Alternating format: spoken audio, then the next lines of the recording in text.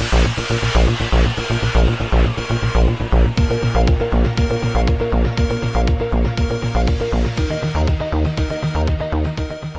اللہ الرحمن الرحیم۔ السلام علیکم ناظرین، ڈپٹی کمشنر فیصل آباد محمد علی کی خصوصی ہدایات پر اسسٹنٹ کمشنر سٹی سید ایوب بخاری کی لاک ڈاؤن کی خلاف ورزیوں پر تابڑ توڑ کارروائیوں کا سلسلہ جاری ہے۔ ہمارے نمائندہ خصوصی غلام دستگیر حیدر کے مطابق انہوں نے لاک ڈاؤن کی خلاف ورزی کرنے کی پاداش میں ہوٹل اور موبائل شاپ کو سیل اور 5 افراد کو گرفتار کروا دیا۔ اسسٹنٹ کمشنر سٹی کو کورونا ریلیف ٹائیگر فورس کے رضاکاروں نے نشاندہی کی تھی کہ مختلف مارکیٹوں اور بازاروں میں بعض دکانیں پابندی کے باوجود شام 5 بجے کے بعد بھی کھلی ہیں، جس پر اسسٹنٹ کمشنر نے چھاپہ مار کارروائی کی۔ اسسٹنٹ کمشنر سٹی نے بتایا کہ تحصیل سٹی میں کورونا ریلیف ٹائیگر فورس کے 25 رضاکار انتظامیہ کے شانہ بشانہ خدمات انجام دے رہے ہیں، جنہیں مختلف مقامات پر ڈیوٹی سونپی گئی ہیں اور ان کی طرف سے سامنے آنے والی شکایات پر ایکشن بھی لیں گے۔ ٹائیگر فورس کے ارکان نے کہا کہ وہ وزیر اعظم پاکستان عمران خان کی ہدایات پر شہریوں کو کورونا وائرس سے بچاؤ کے لیے رضاکارانہ طور پر جذبہ حب الوطنی سے خدمات انجام دے رہے ہیں